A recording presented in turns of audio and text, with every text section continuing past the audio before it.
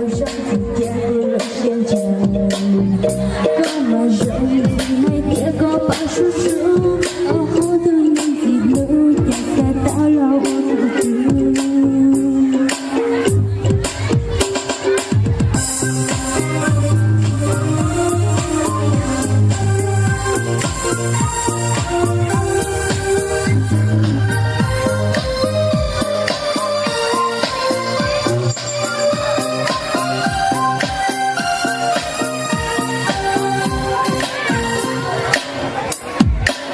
Còn mà trong đau trên bao giờ lo cho chi sao, còn mà kia hai trên bao giờ lo cho chi chua.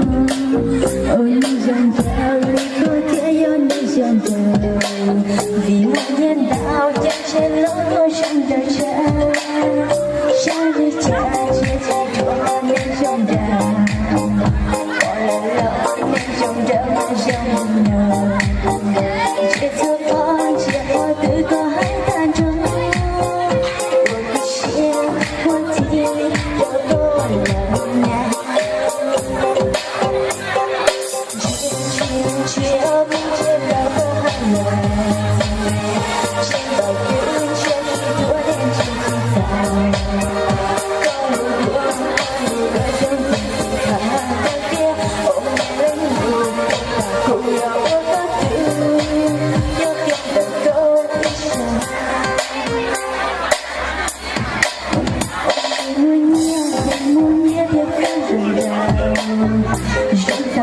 sao trong tình trạng của trên trời có mà rộng hai tiếng có bao số số ở phố tôi nên dịch lưu chẳng là tao lâu cuộc đời.